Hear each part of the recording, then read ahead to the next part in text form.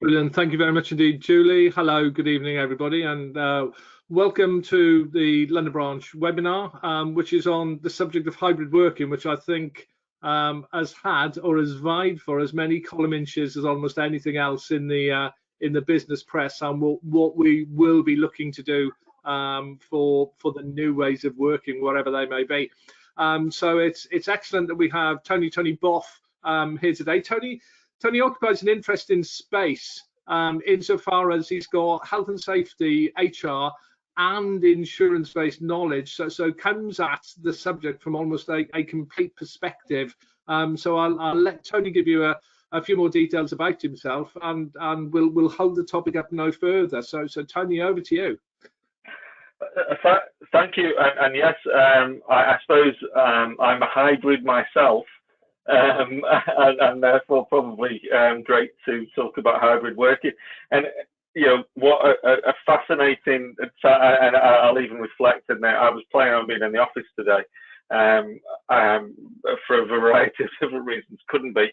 I'm in my home office. My home office, for those of you that can see me, is actually I've reclaimed the home, which is a campaign that I ran in my the company I work for, where I wanted to encourage people to make sure that they reclaim all of the bits in the home, because we were working in really strange places during the pandemic. So I've turned my office into what is also a sensory room, with a cool blackboard wall. The girls did this, my kids did this for me. You know, it's a multi-purpose room, and I suppose a hybrid room as well. So with that aside, hopefully you can all see the slides, and if they aren't visible, I'm sure somebody will tell me. The brief that I'm working to, that we sent out, is hybrid ways of working. Yeah, it's a term we use, it's a new term in ways, but actually what does it mean? What are the risks? What are the challenges? And what are we going to do? So whilst I did work for an insurance company, and I've got a mixed HR and health and safety background. That gives me a bias that you'll probably see through this, but I'm not going to try and focus on one of them. I'm going to focus on a variety of different risk areas, so that we can see a variety of different things.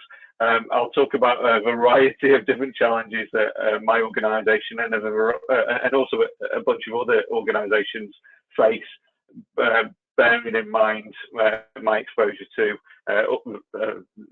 multiple organisations, basically. Yeah, the perspectives I'll offer will be health and safety and HR, kind of a community and people. We'll talk about regulators, talk about skills.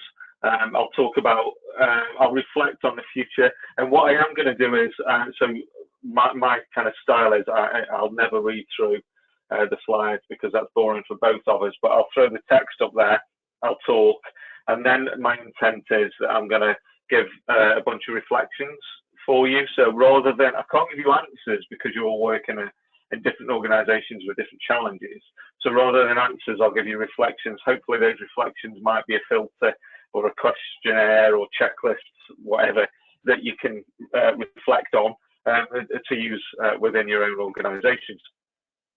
I'll start with COVID, though. If you've not heard of COVID, you must have had an awesome 2 years over the past 2 years, and possibly also broke the law.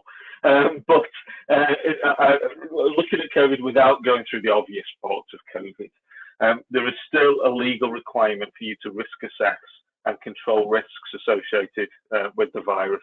What the government did is say, right, and this is very much in England. Obviously, Scotland have slightly different rules. They've relaxed some, face covering still being required as an example there. But what we focused on in England is that there is still a legal requirement for you to risk assess and control those risks. The government aren't going to tell you. They're going to issue and update the guidance that it's still online, but they're not going to legally require you to do something. A good example of that being, if somebody has the virus, you might not want them to come in the office, but actually, legally speaking, They can go into the supermarket and do whatever it is that they want to do within the social life. 86% of people, and I've got the links. We can get these slides out to you if you want to. Obviously, click on the links to get the references. But 86% of people with the most common variant and not symptomatic, which is fascinating in terms of no matter what you do in the workplace to kind of stop people coming in with the virus. Well, actually, 86% of people wouldn't even know. And my own family had that where. The only reason we knew that people within my household had the coronavirus, which wasn't me, but everyone else had it, and they had no symptoms whatsoever, and they tested because that's basically school with one of my children. So given that the majority of people aren't symptomatic, thinking about the return to the office, thinking about the control measures you put in place, are relevant are they? Because most of the people you're not even going to know. I really like this chart, it's a BBC one. And the reason I threw it up there is when they were looking at the difference between lateral flow tests and PCR tests. So a lateral flow test is designed to get you during the infectious period, where the PCR test is designed to have a wider view of the period. At the minute, obviously, lateral flow tests still being free until couple of weeks time when they won't be.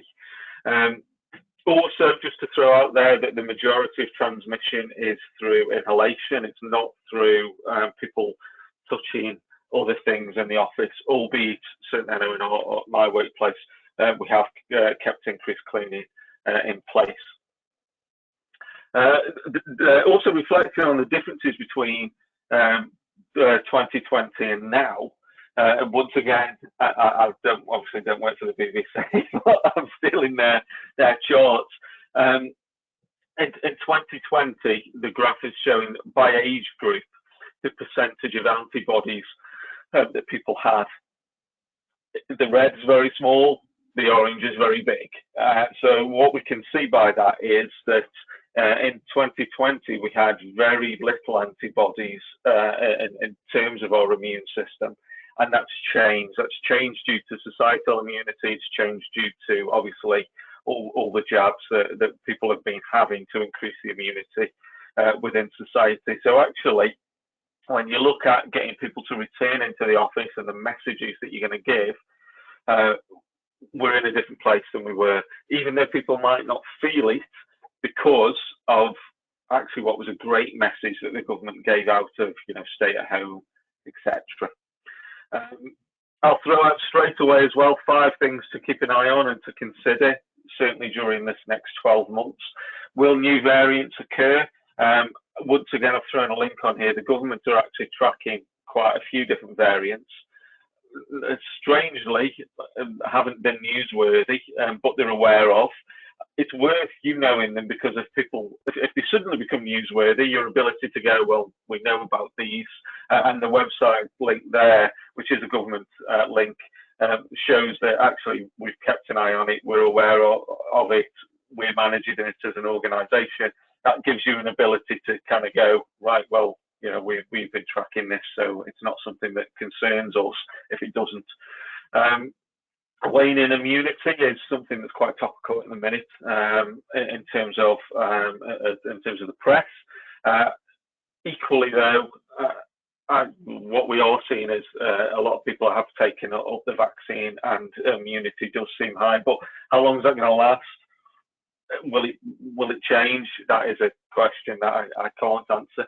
As is drug resistance, and antibiotics being the classic example of that.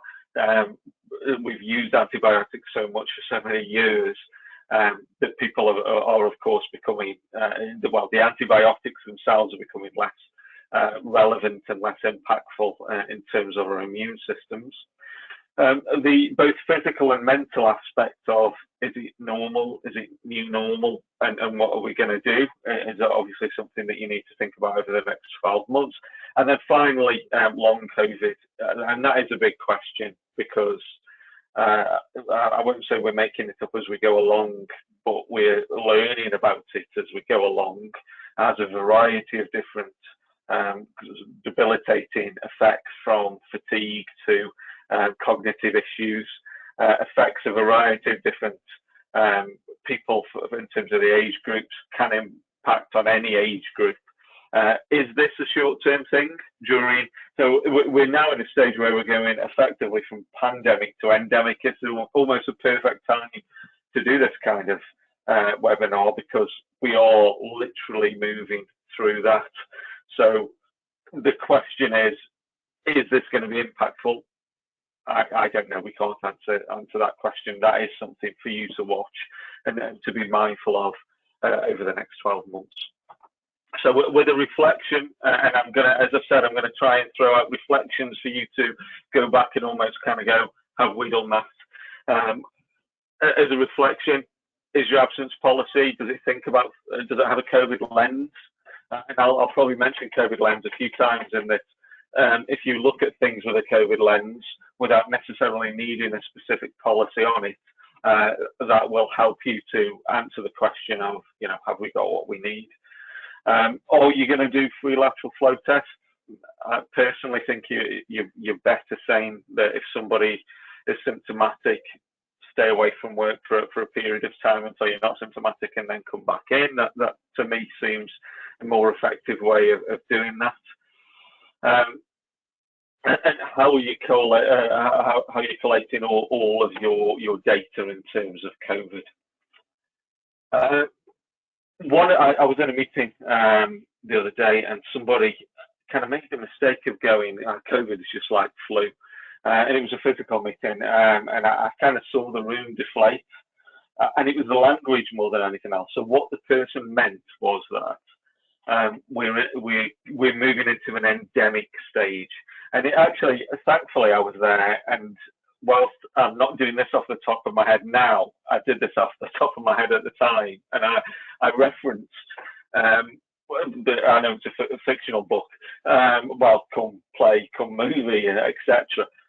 War of the Worlds, in that, the thing that kills the Martians is the thing that you can't see, which is actually a thing that we've waged war on for years and years and years. So when we say that COVID is becoming like flu, actually what we're saying is COVID is a virus that exists in society, and it's something that we've waged war against, that has, as in any, has given casualties. It is tragic, but it's something that we have fought, will fight, and will continue to fight. But it is becoming endemic in a way that it's no longer pandemic. And the reason I say that is, so language is always important.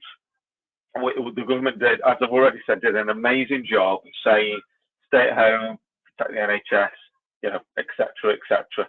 But what that's done is it's often put us in a position where the language we then use becomes slightly difficult for us in persuading people to come back, showing people that it's safe.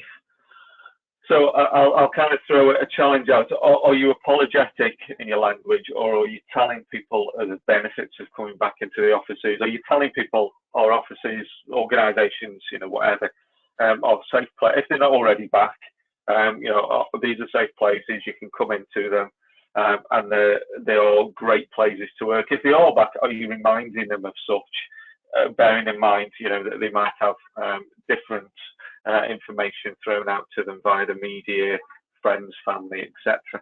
And one of the things I did is, and once again, I'm not going to read through these. This is more, you can read it if you want while I'm talking. This is the kind of message that I did when I went into an internal communications, as we call it, meeting, where we were going to be really apologetic and kind of go, it'd be really nice if you came back in the office. It's not free vending, like tea and coffee. It's nice. You don't have to pay for eating. Well, yeah, it was defensive and apologetic. And I went into this meeting and said, you know what? I don't get. Well, I get why you're saying it, but I don't get why we would go out with that message. What we need to say is that our offices are safe. Everything else around you, yeah, we can't control that. We can control what we can control. Our offices are safe. Come back into the office, experience it. There are places where you can get better work-life balance, and you've had home. Actually, hybrid means that you're getting a bit at home, a bit at work, but actually going into the office again means that you've got to put a shirt and tie on, dress appropriately for work. You're going to commute in, so you're going to mentally prepare yourself. You're going to go in, you're going to do your day's work, and then as you commute home, you're going to commute mentally, and you're going to take all that stress away, and then you're going to go to your actual home, and you're not going to think about work in your actual home. Yeah, it's great when you work from home, but actually it can lead to burnout if you're not putting things away, if you're not, as the campaign I've done internally is reclaim your home. You need to make sure that you do that. And coming into the office, it takes you out. So that hybrid pattern isn't actually detracting from a work-life balance. It's adding to it, because we're giving you a different place. We're giving you people that you're going to meet and go, I've actually almost forgotten your name. It's been that long since I've seen you, because it's been a couple of years. And you're going to have social interactions. We are social animals. And those social interactions, and I will shout out especially to the young, those starting the careers or changing careers, coming into your organisation, they're going to have those interactions. They're going to learn. They're going to grow. They're going to get validation from somebody just going, that was a really great idea. I'm not going to get that sitting in this room. I'm going to do something, ping an email off, and somebody might go themselves, that was a great idea. Probably not going to tell me that then. So those social interactions, those water cooler conversations, if you will, are really, really valuable to have in terms of both validation and, I'll be honest, I do go to the office as often as possible. My least productive days. Maybe not emotionally, but in terms of output, my least productive days. However, I have conversations that probably make others a bit more productive that I wouldn't have if I didn't interact with them. And they give me a richness that I can't get from kind of these. If we were all standing in a seminar where you could, do a bit of heckling and we talk back and forth, and I can understand if I'm actually doing the right thing now or not. I don't get that through this. It's the exact same through work. That validation is as important as these days when you go, I'm going to get my head down, I'm going to work from home, and I'm going to do a really, really good job. So just as some reflections, are you using the right language, or are you selling it, or are you being defensive? And also I will say, though, if you're going to sell it in a genuine way. Don't try and, there's no use telling someone you love them while you're punching them in the face.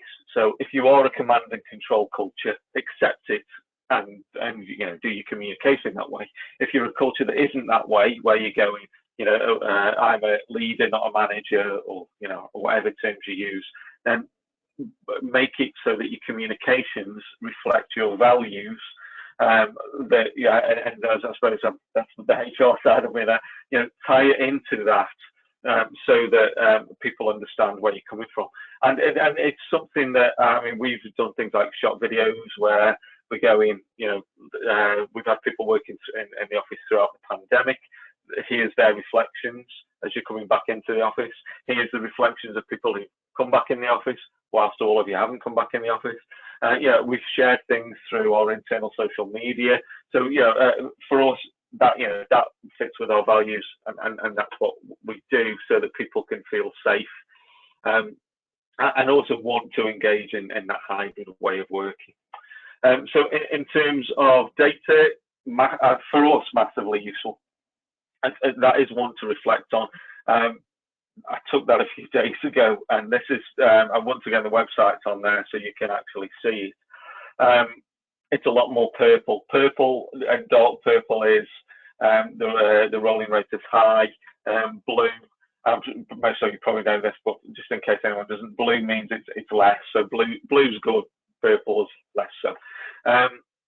So what we do is we use data to both decide how we flex our hybrid working, and also we use it to decide how we're going to reopen our offices when we reopen them. And you may not have reopened some of your workspaces yet, But we also wanted to do that in a risk-based approach.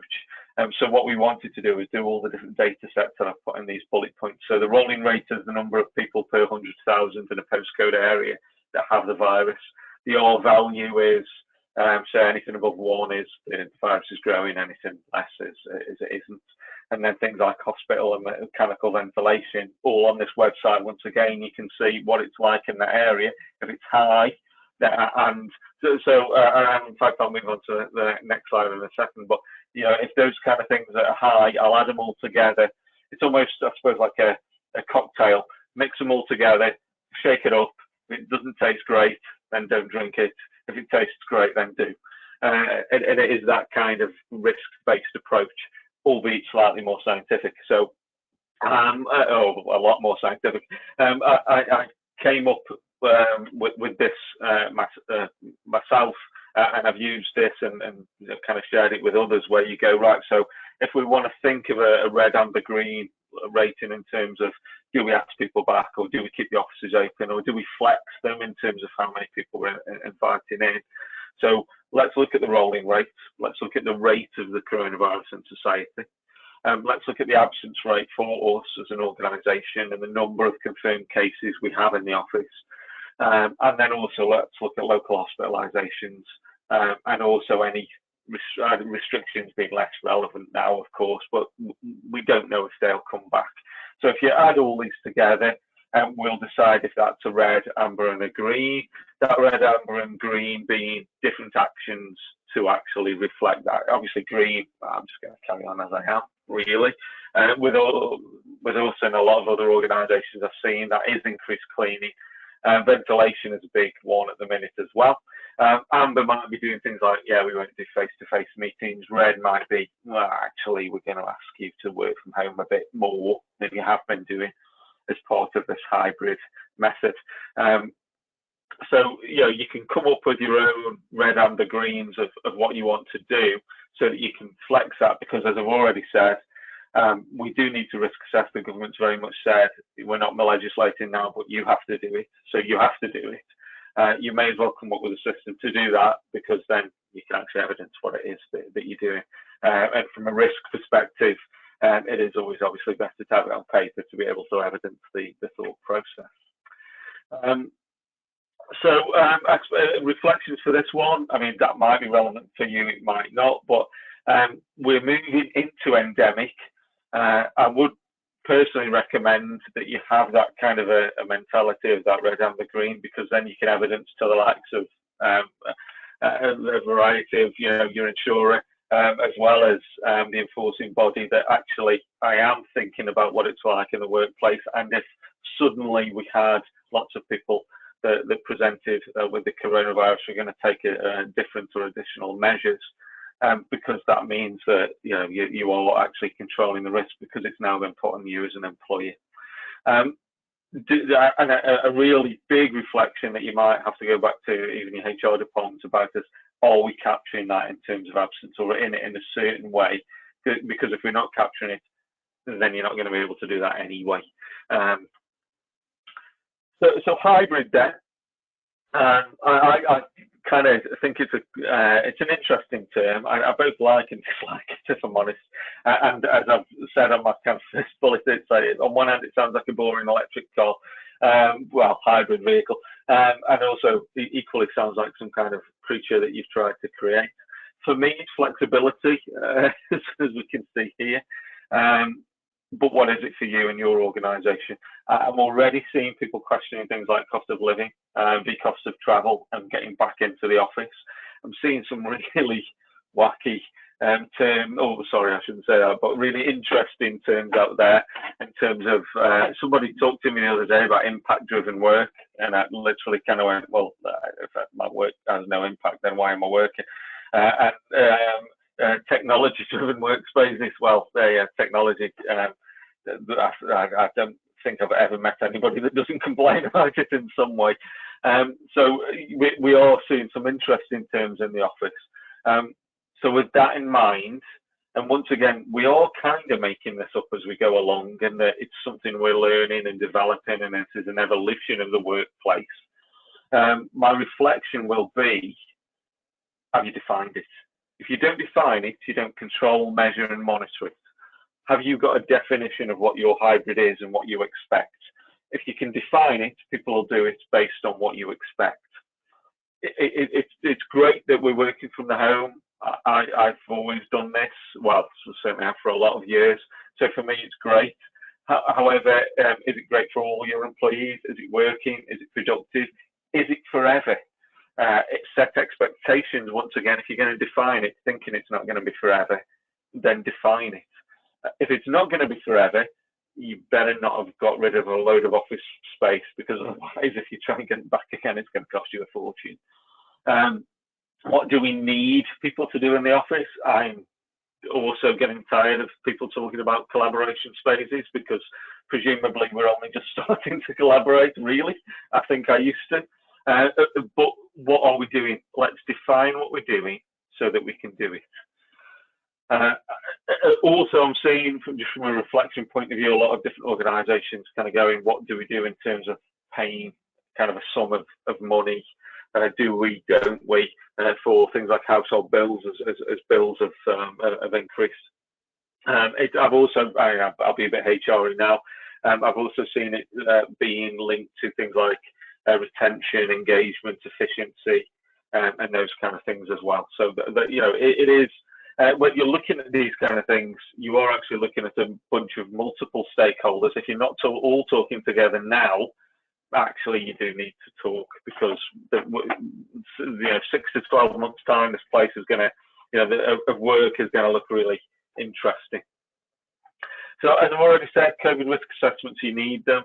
I'm not going to go too much into DSE, display screen equipment, your workstation setup. I could talk for more than an hour on it. I am a health and safety guy after all. But the question is, do you monitor it? Have you got the right assessments in place? Do you mirror the equipment in the office at home? Do you need to? Because if they're in the office one day a week and they're going to be in meetings, do you need to? Fire is an interesting one, in the all those fire marshals, wardens, emergency, whatever you call them, because we all call them different things. Where are they? Do you have them? You kind of do need them, unless everyone is. Have you got evacuations in place for people with specialist needs? Have you got people trained using the evac chairs? Yeah, there used to be, but are they in today? And do you need to train more? First aiders, yeah, we've got them. Where are they working today? Do you know? How do you know? Do you need more? Do you need bigger budgets to train more? Possibly. I know these are questions I've had to reflect on and answer. Travel's an interesting one, where people are saying they don't want to use public transport to come into work. Well, the Health and Safety at Work Act actually does only apply when you're at work. Therefore, commuting into and out of work is obviously in their own time. Depending on the type of organisation you are, that may be less easy to sell. What kind of reasonable adjustments are you making?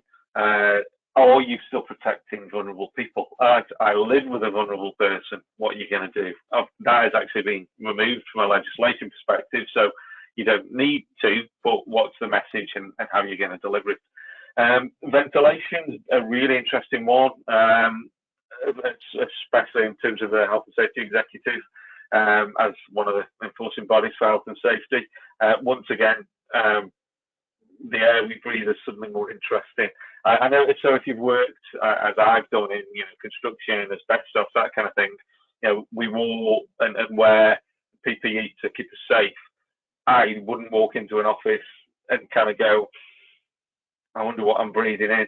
All of a sudden people are, and people are putting monitors in place to actually track that, so that we know that viruses, and I use that not just in COVID, but as being able to go, yeah, we're getting enough air changes through the building that we know that we're safe. Also seeing things on, so hybrids about flexibility. I get up exceptionally early. Does that mean I work exceptionally early and leave exceptionally early? Not necessarily healthy for me. What are we going to do? How are we going to keep people safe, productive, etc.? Now, all of that is part, or should be part, of the risk assessment thought that you have to do with COVID. and to do with what you accept as risks as an employer. Excuse me. So as a reflection, you still need a risk assessment. That's obviously going to protect you from an enforcement perspective. Ventilation, massively interesting now from a enforcement perspective. So if you haven't thought about it, please do, to protect yourselves as an organisation. You're still going to need some kind of volunteers, be it people from fire or first aid perspective. Have you got enough? How are you measuring, monitoring, tracking them so you know that they're in?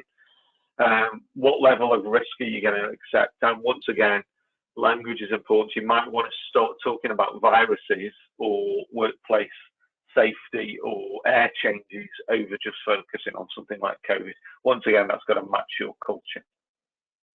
From a mental health perspective, you've got two options here. Are you going to promote it, or you're going to react to it?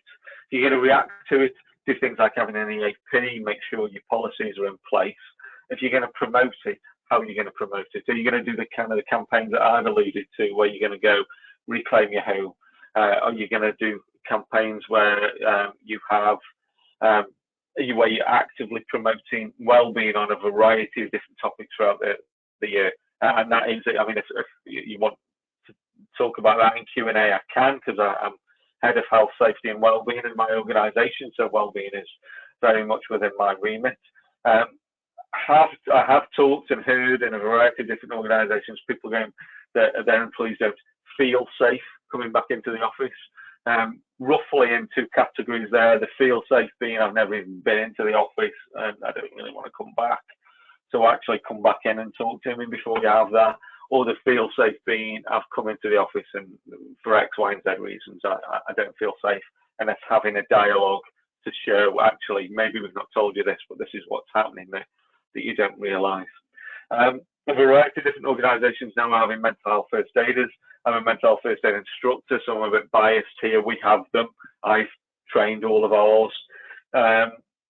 I've trained them mainly because we've trained them in what I would call the vanilla required training course, and also I've done some additional training with them around everything from this is how you talk to people virtually. We've done some kind of CPD respective menopause, etc. So that we can do add-ons to basically increase their skills. I'm not legally required. It's not a legal requirement that you do have them, and they can be great for signposting people into. You've got a bunch of facilities that they're great for signposting people into those.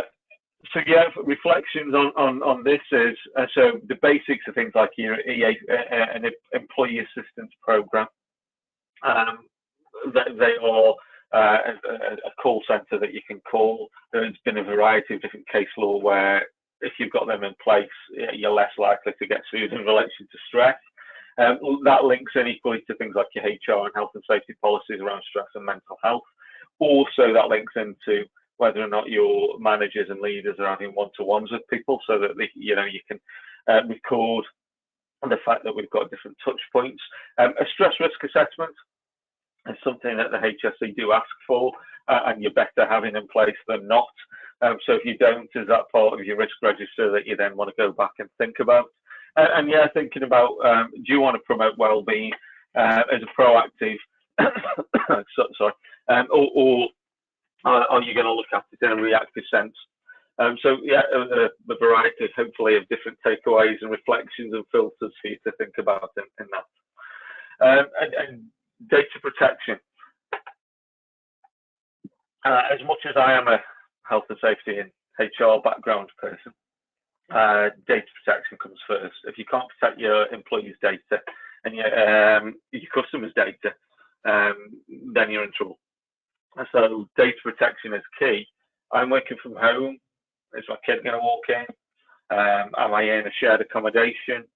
Am I taking in a refugee, which is sort of a question I literally got asked today, where somebody was attempting to do that. How are you protecting your data?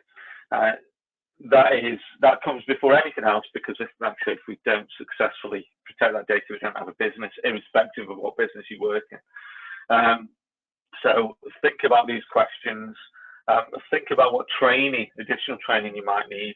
Think about the habits that people have got. Can you go paperless? Are people hot desking when they're coming back in? Are they going to leave stuff on the desks? Because actually then the office isn't as safe as it used to be, because you've got stuff lying around. You still have lockers because or pedestals or whatever to lock this data away, or if you reduce space that much that you don't. So if you don't, how are you going to say to people, like, don't print things off anymore and don't keep data in a way that's unsafe?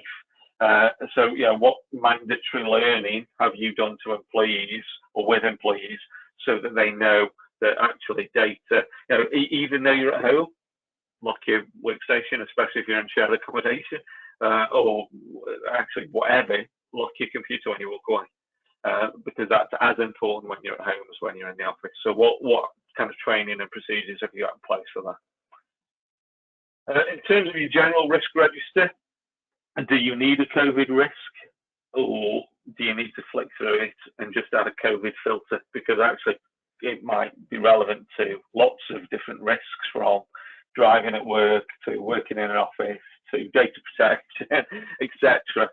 Or is it a bit of both? Do you need to sit back and think, have I got all of the stakeholders around the table yet to manage the COVID risk in general, but also with that hybrid home working filter in place as well, where we've got people working in a variety of different places, lone working, travelling, DSE. I'm deliberately trying to not be too health and safety related, but if you've got a corporate risk register, have we captured what we need to capture in it in relation to hybrid, COVID, and the future? Because that has changed. Yes, it's not, COVID hasn't gone away. We're working differently. So how are we managing that in the future? And I think I've jumped ahead really there to reflection. So who records it? Have you got? I'm not saying you need to employ somebody, but if somebody in your risk team, or as your health and safety person, or your HR, or whatever, really, have you BAU'd it rather than gone, well, actually, this has gone away now. We don't need to think about it now. We've gone into this hybrid way of working, because things haven't gone away. Actually, we're introducing a different element of risk that we do want to make sure that we manage and maintain. Office space is also an interesting one. I've seen lots of different organisations concerned again. I go, oh yes, let's cut office space. And then I always got this.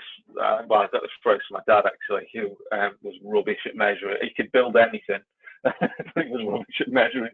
I don't know. It's an accepted term if you work in an industry that has anything to do with carpentry, etc. But you measure twice and you cut once. Well, actually, thinking of your office space, have you made a knee-jerk reaction and cut, or are you thinking about it? And do you kind of need to go 6 to 12 months? I don't know where energy bills are rising. People are going to feel different about this when we go even more into an endemic.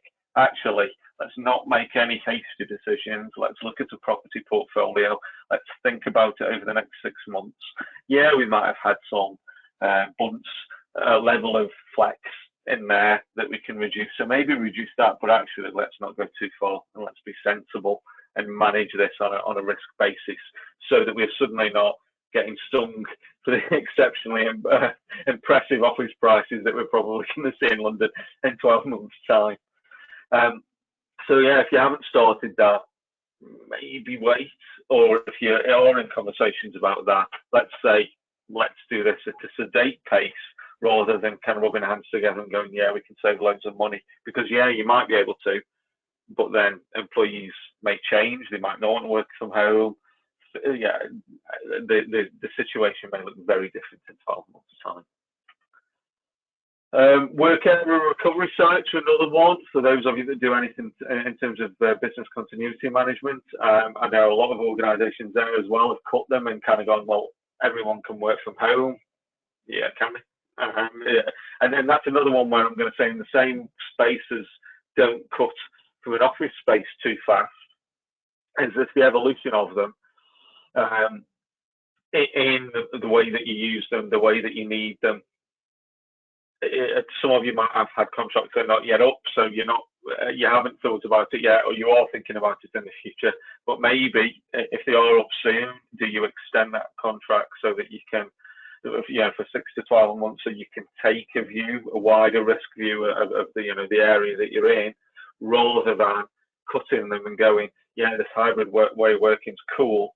Everyone will just work from home. Well, they might not be able to if there's massive power outages in a city. You might still need a work area or recovery site somewhere. And obviously, I don't work for these, so that's not me promoting them from a basis of I work from one. It's just actually sit, think, and really think what you actually do need as a business if you took something out. Once again, I've jumped ahead of my reflections. I'll pause slightly to leave this up, but think about what your regulators say and what your regulator or even insurer wants of you, so that you can make sure that you maintain continued coverage of whatever service it is you provide.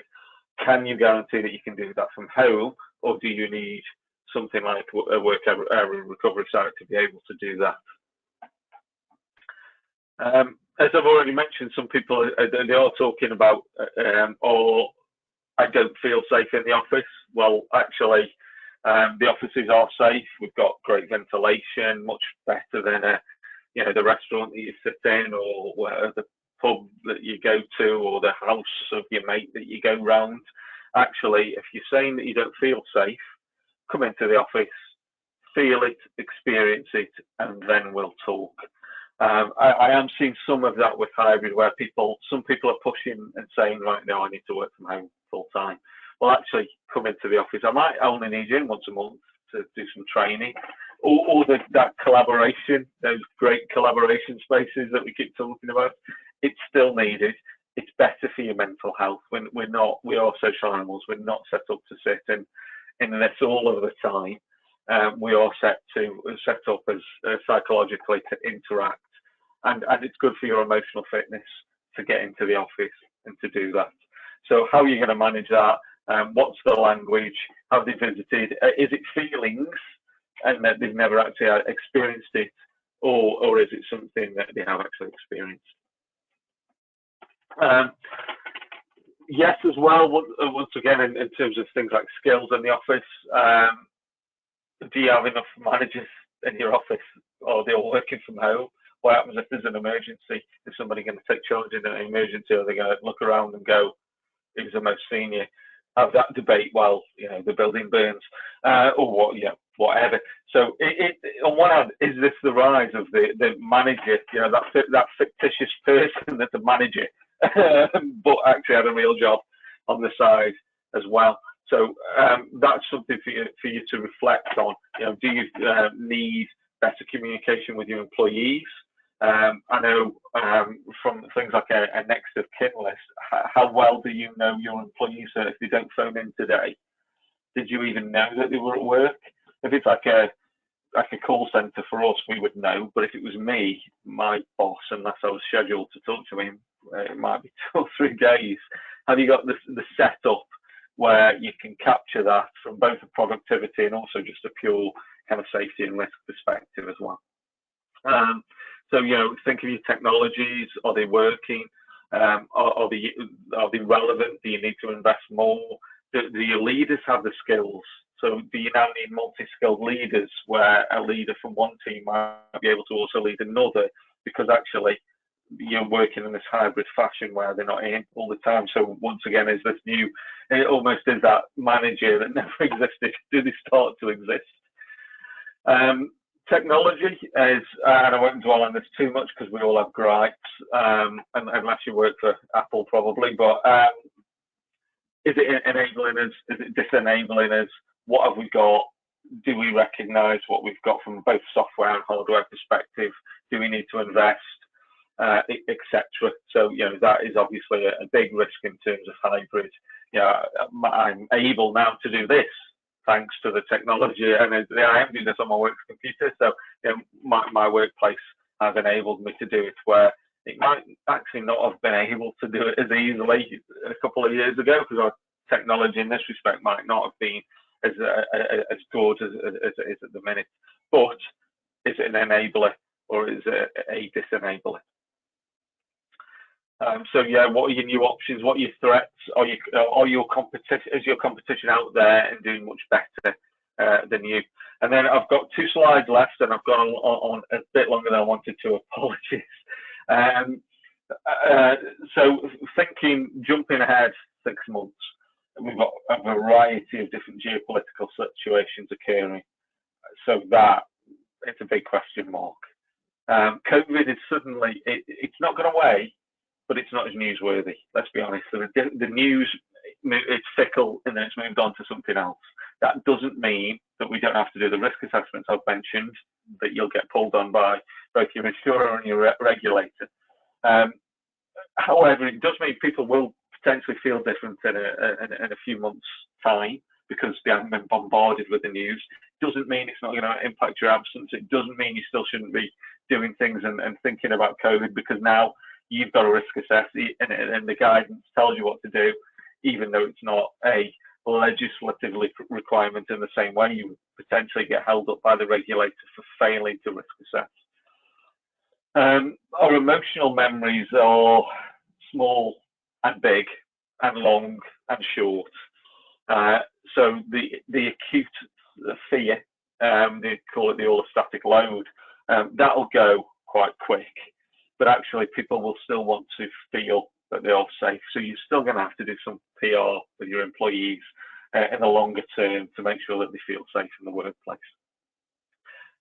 I've seen over the past 2 years kind of a child-parent dynamic between the workplace, in that I would have said, 3 years ago, people had complained about health and safety being Big Brother and, all that kind of stuff. All of a sudden during the pandemic, it was, look after me, protect me. Now we're trying, certainly in my organisation, and a variety of different ones I've looked into, are trying to go, let's be in an adult-adult conversation and relationship, not in a parent-child one. I'm going to say what we'll do. You can say what you do, and let's have an adult conversation about responsibility that each of us have.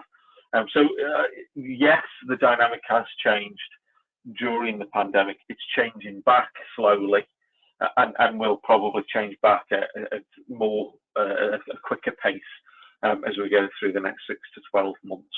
And we might see lots of different reasons, the cost of living being a great example of that, in terms of why people want to get back in the office more, even though you think at the minute that they might not want to. And finally, I'll just say, the ultimate stress test that I give to everything is, what's my evidence? If I was talking to a professional colleague who worked for a different company, what would I say to them if they were asking my opinion? How am I going to feel about this in 6 months' time? Because I might have had an acute response to it, but in 6 months' time, I might feel a bit different if I reflect on actually how will I feel when time passes. And also, is there a different way of looking at this? Is it an opportunity and not a threat? I'm not being overly optimistic there, but it's kind of back to the language thing I said, where it's not about being apologetic, it's about using positive language. So that is me. Hopefully I've covered all of this, and now we've got some time. I'm here for as long as you want in terms of any Q&A. Brilliant. Tony, thank you very much indeed. That was excellent. I said we'd get a diverse perspective on the subject of hybrid work, and we certainly have that, and there's a lot of food for thought there. Julie, I know some questions have come through. I think I'll start with one, if I may, Tony. You're saying that hybrid work is a viable option.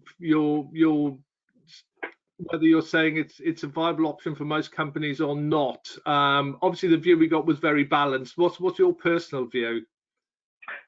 Thank you. Personally, so I am biased in that I've been a hybrid worker before the term even existed. I think the important thing is the definition of what hybrid is for you and your organisation. If you don't set that definition, people will stretch it, and then productivity can dip. Also, I mean, safety and risk can be affected as well. But yes, it's viable as long as it's measured, monitored, and very importantly defined. Brilliant, thank you for that. So on a maybe a slightly tangential question to that then, so does that mean that hybrid working will make for a more dispersed culture, and therefore will we see increased risk in other areas? I think so. I suppose from and I've immediately put my HR hat on with that perspective. So I think it's great from an equality, diversity, and inclusion perspective, because you include people that maybe either couldn't work at certain hours or leave the home, or for a variety of different things. So you can encourage these people that can bring a greater richness. You avoid things like groupthink into the workplace. However, that does arguably increase risk in that you've got to think about how you support them. Everything from kind of DSC in the home to just support in general.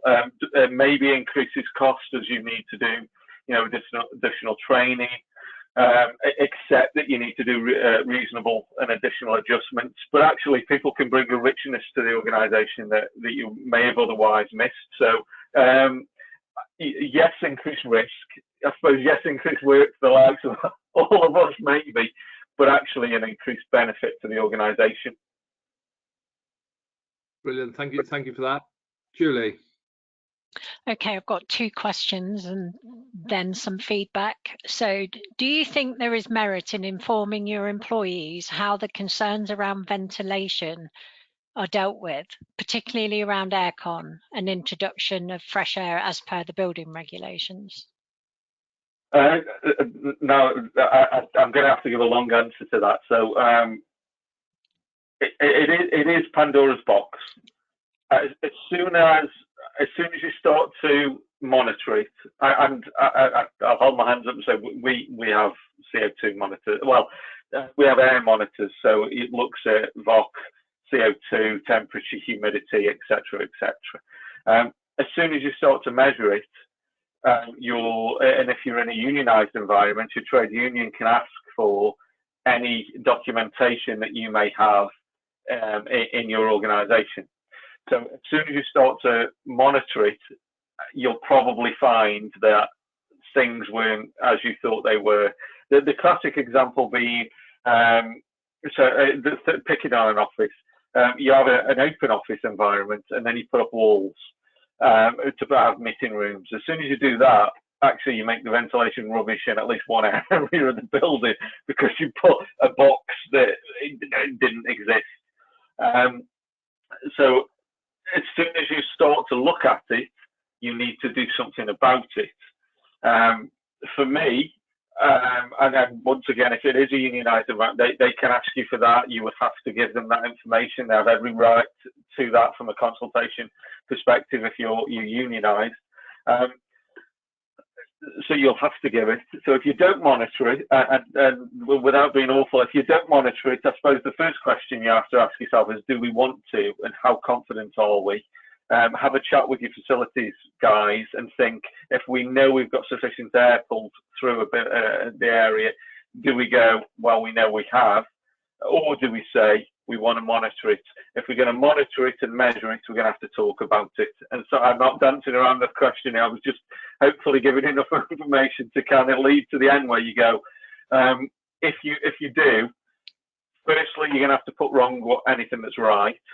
And that might be, that can be a variety of different things. So back to meeting room, if it's a case of there's the meeting room as a meeting room that had too many people in, and I need to reduce the occupancy so that things like CO2 don't go too high, or we don't use it as often, or in the extreme, we don't use that room until we know we can fix it, then I would suggest you do that. I would suggest you talk to your employees. Certainly so I have our employees. If they ask about ventilation, I basically can say to them, yes, we monitor it. And I can say I get alerts if it pinged above. I can go in now and see what a variety of different things were in any of our offices across everywhere, because we have offices everywhere. So my answer is yes, I would talk to employees, because it's out there in the kind of the public domain that ventilation is what keeps you safe. We've been told meet outside. Right? Why do you meet outside? Because the air takes anything away. Right. So as soon as I go inside, what do? You open a window. Well, actually, I work in an office when windows don't open. Right. So what keeps me safe? It's the ventilation. So I would have that dialogue. I would have it in a measured way, though, where you understand it first. Thank you. Okay, so we've had a few more questions in, actually. Is hybrid working now the big workplace culture shift? Is this now a basic accepted standard working pattern as opposed to a flexible working agreement? And I'll do this from an HR perspective of, so the pandemic was you looking after your employees, right? We're going to put you in at home. We never intended for this to be full time. We did what the government said. We kept you safe. If it is for you as an employee, you say, right, well, now we're going to move you back into the offices, and due to X, Y, and Z, that's why it's safe. You will, if it is you haven't come back yet, you're probably going to get the challenge of, I don't like the idea of public transport. So I'm thinking of you all being, we've got an office in London. I'm not sitting in London at the minute, but thinking of London, you might have people going, I don't want to use the tube. Well, actually, it's why I said it during the presentation, that's you commuting to work, that's not us. If you want to say, right, your contract of employment states that you'll work from this office, because it will, we need you to come back into the office now, you can do. You might get some, you might have some PR issues, you might have some retention issues, you might have some engagement issues if you do that initially, but if that's that's a plaster you want to rip off, do it. That's your choice as an employer. You don't pay people to do nothing, and if it is you need to do that, then do it. However, what we equally are seeing is we've acknowledged that hybrid working brought benefits.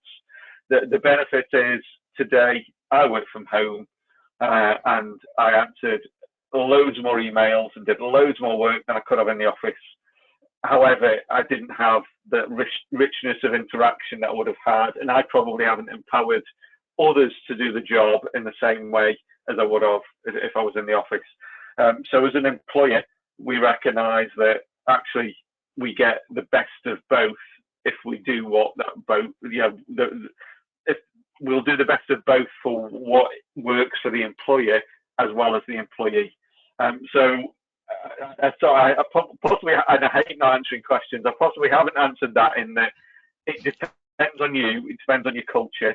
You don't have to do it, you can do it, but from what I've seen from a variety of different employers, as long as, and it's back to the defining it, and it's back to get the right people around the table when you're defining it to go, what do we need, what brings us benefits, and then that's what we'll do. Might be a hard message to sell, might not, but as long as you approach it from that perspective, that for me is what will bring you the benefits in the business.